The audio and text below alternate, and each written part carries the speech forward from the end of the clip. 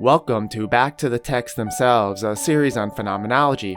Today's video examines sections 63 to 66 of Heidegger's Being and Time.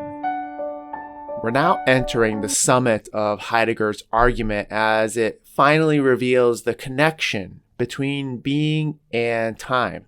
Up to this point, we've primarily considered being through the being of Dasein. However, this existential analysis now leads us to an ontological analysis demonstrating what the ground of being itself is, which is temporality. Establishing this claim will first require showing why the existential analysis is insufficient. This video will explore the following topics. First, we'll briefly consider the exploration in section 63 of the hermeneutical situation and ask whether, up to this point, it allows us access to the most fundamental understanding of being. Second, we'll consider whether the conception of selfhood provides that fundamental understanding and if care can be grounded in this self. Third, we'll see how it is not the self that grounds care, but rather time, and more specifically, the three ecstasies of temporality. To deny the circle, to make a secret of it, or even to wish to overcome it, means to anchor this misunderstanding once and for all. Rather, our attempt must aim at leaping into this circle primordially and completely, so that even at the beginning of our analysis, we have a complete view of the circular being of Dasein. It's been previously mentioned that Heidegger's analysis of Dasein is like a circle, which is now spoken of as the hermeneutical situation. The hermeneutical situation concerns how we arrived at the fundamental structures of our being in the world by analyzing Dasein's everydayness in its inauthentic fallen mode, which, because existence is presupposed in this everydayness, allows us to discover the existential categories latent within that everydayness. And upon arriving at those fundamental structures, we're then able to achieve a deeper understanding of this everydayness. This is what is meant by the circular being of Dasein. However, it's long been considered a fallacy of thought to think in a circle, hence why there would be an attempt to deny the circle or to make it secret or even to wish to overcome it. If formulated as a logical proposition, this circular mode of thought that captures the hermeneutic situation seems to beg the question. Existence is discovered in our everydayness because everydayness necessarily entails existence. This statement seems equivalent to saying something like, chocolate is healthy because it's good for you. However, to put Heidegger's argument within the constraints of formal logic is a kind of misunderstanding. To presuppose or assume existence as a fundamental category grounding our everydayness is not to have already unfolded the meaning of that existence, but only to open the possibility of its unfolding. To presuppose does not lead to exactly what is presupposed, but instead leads to a deepening of thought otherwise unavailable if one had not presupposed in the first place. To provide an analogy here to maybe help make sense of this, it might be like saying, I love my wife because I find her lovable. Propositionally, this is fallacious logic. But at the level of what is meaningful to me, it makes perfect sense. I presupposed that she is lovable, which allowed me to love her, which in turn reveals to me more about her that is lovable, which in turn deepens my love for her. Presupposing my wife's lovability does not immediately reveal the full meaning of what makes her lovable. Still, it's a prerequisite for loving her and thus for discovering how she is lovable at an ever-deepening level. I think something similar to this is at stake for Heidegger in presupposing existence in our everyday fallenness. Now, although the circle itself is not problematic for Heidegger, what's important is how to leap into this circle primordially and completely, to have a complete view of the circular being of Dasein. So in light of this, Heidegger asks, is there no more primordial ontological situation that supports the existential categories such that they are not entirely beholden to or determined by the ontic considerations of our everydayness? And if not, would not the particular existentials deemed essential to the being of Dasein, unified under the structure of care, be merely an arbitrary selection? To address these questions, it's necessary to further examine care and to see if there is any more primordial understanding of it that we can have access to. Existentially, selfhood is only to be found in the authentic potentiality of being a self. That is, in the authenticity of the being of Dasein as care. Heidegger begins leading us through the previous arguments that have spelled out the threefold structure of care as the being ahead of oneself, existentiality, in already being in a world, facticity, as being together with interworldly beings, fallenness. It was eventually argued that the mode of authentic care is accessible to Dasein through anticipatory resoluteness, whereby Dasein assumes its skill in wanting to have a conscience by confronting its potentiality for being whole in its being toward death. Now Heidegger asks, how do we grasp this all in a unified manner? He answers that it's the I, the self, by identifying itself as the kind of being that grasps this structural whole in a unified manner.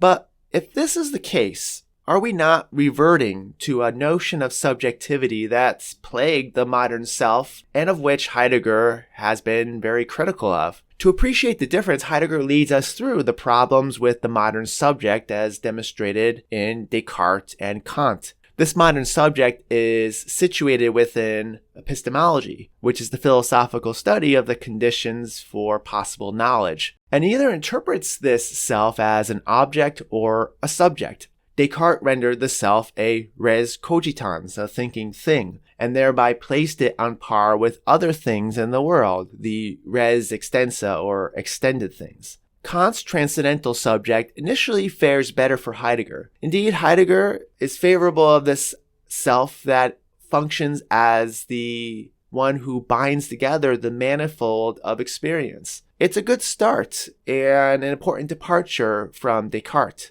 However, Kant's mistake, according to Heidegger, is to render the self a subject who is radically distinct from what appears to it. It's thus disconnected from what appears to it on the screen of its transcendental consciousness, leading to an isolated subject, devoid of a world, and so, like Descartes' cogito, rendered objectively present. These modern concepts do not think about this self in terms of its inextricable connection between the self and what appears to it. The self is not first an I think, but is always an I think something. And to the degree this something is an interworldly being, then to think something always presupposes a world that determines this I think something. So Heidegger concludes that saying I always means saying I am in a world. Now, when Dasein says I in its everydayness, it understands this I in terms of those interworldly beings that it takes care of or shows concern for. Here, the self of this I becomes the they self. Yet to the degree that we can free ourselves from this fallenness, we begin to grasp how this I that I am is not only in a world, but always a being together with interworldly beings at hand. In other words, in freeing oneself, we can situate this fallenness as one of the essential features of our existence. And to place our fallenness in its proper context, we can see how this I is not merely concerned with interworldly beings, but that this concern points to a more encompassing concern for one's being in general. And to be concerned about one's being in general entails being ahead of oneself, since a concern for one's being is always a concern for one's possibilities. The I is made aware of itself as the one who asks about the meaning of its being. Thus, Heidegger concludes, to say I is always to express Dasein as care. For this reason, Heidegger states that existentially, selfhood is only to be found in the authentic potentiality of being itself, that is, in the authenticity of the being of Dasein as care. Care is not grounded in the self, rather care is the self, making the self not an object nor a subject, but perhaps a kind of activity that inextricably unites the two. Yet this still leaves open the question of whether care can be grounded in something more primordial. So we have to continue asking the question, what does care mean most fundamentally? Let us summarize the analysis of primordial temporality in the following theses. Time is primordial as the temporalizing of temporality and makes possible the constitution of the structure of care. Temporality is essentially ecstatic. Temporality temporalizes itself primordially out of the future. Primordial time is finite. What's the meaning of care? How is care possible? Though those seem to be two different questions, they are in fact one and the same for Heidegger, because to ask for the meaning of something is to ask how such a thing is possible. That is what Heidegger means in the complex phrase, the upon which of primary projection of possibility. Previous sections have provided us with the existential meaning of care. This required a consideration of the kind of being that Dasein is, that Dasein is in a world, that Dasein is with interworldly beings, that Dasein has possibilities that it can be directed toward. The unity of this threefold structure of care, as we just saw, forms the self of Dasein. However, the ontological meaning of care asks something different. It's not asking how care is possible for Dasein, but rather how care is possible at all. And more specifically, if authentic care is anticipatory resoluteness, then how is anticipatory resoluteness possible at all? Recall that anticipatory resoluteness is the being toward one's own most potentiality of being. But what makes it possible to even come towards one's own most potentiality of being in the first place? Heidegger answers that it is possible because there's a future. Anticipation makes Dasein authentically futural, but Dasein can only be authentically futural because in its very being, the being of Dasein is always already grounded in time. But we now must ask about the meaning of time itself. And herein we enter back into a kind of circle. The meaning of time is made evident through the kind of being for whom time becomes meaningful, us. And in order to understand how time is meaningful to us, we have to consider how the threefold structure of care is grounded in the three ecstasies of temporality. The term ecstasis etymologically means a kind of standing out. It contrasts with the notion of time as a linear flow of objective nows and contrasts with the subjective notion of time as an intuitional category of the mind, as we find in Kant. Time is not first objective nor subjective, but those notions of time are themselves derivative of a more primordial understanding of it. So our relationship to time is not one first of it being inside of us or we being inside of it, but rather it's about Dasein and it's moving outside itself toward its time. Dasein's projection of itself towards its possibilities is made possible by the future. Its being always already thrown into the world is made possible by the past.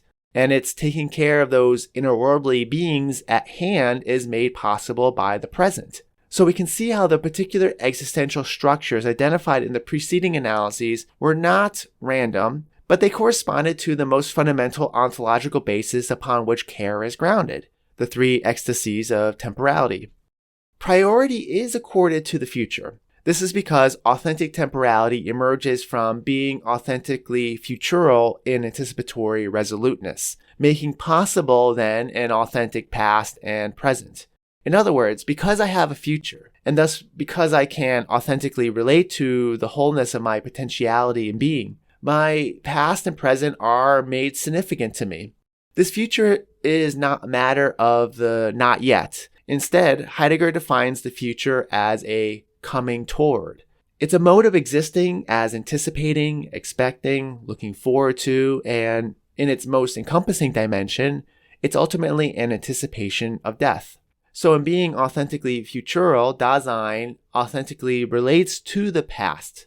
As with the future, which is not a not yet, we have to also think of the past not as a now that is no longer here, This past becomes meaningful instead because it's always already available to me in my present.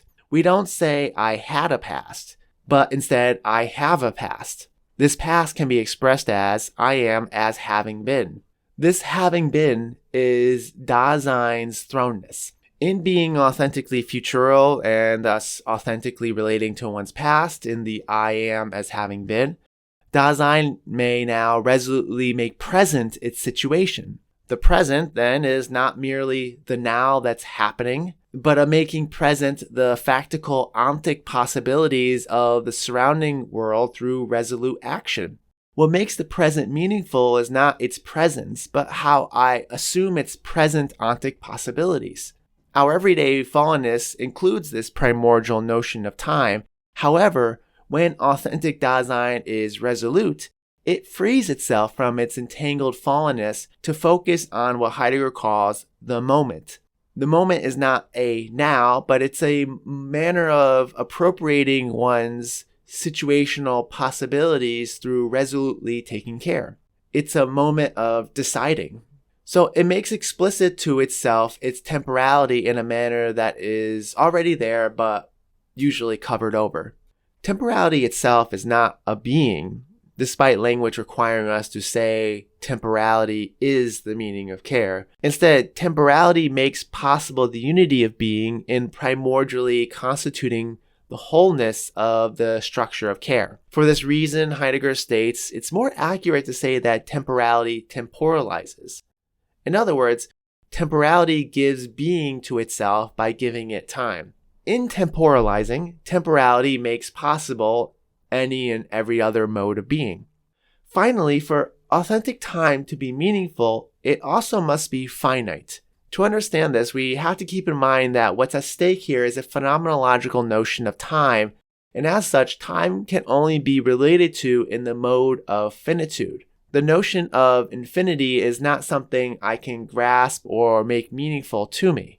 And for this reason, Heidegger identifies it as an inauthentic mode of time. He's not making any claims either way regarding the possibility of infinite time or the notion of eternity, only that such notions cannot be contemplated philosophically except as a derivative mode of thought, one that derives from our more primordial relation to time in the mode of finitude. Finitude is thus meaningful to us in our having been thrown into our inevitable possibility of death. Now, as mentioned at the beginning of this video, we've reached a kind of culmination in Heidegger's argument. As we advance forward to the last few sections of this book, it will now be a matter of fleshing out the implications of what has been established here in this video. This will include a temporal interpretation of inauthenticity involving an examination of the vulgar notion of time, as well as a more general examination of the temporal meaning of Dasein's everydayness and historicity. I want to thank the following for supporting this channel on Patreon. If you wish to support this work on Patreon, the link is below in the description. You can also support this work by liking and sharing this video and subscribing to my channel. And as always, thank you for watching, and until next time, be well.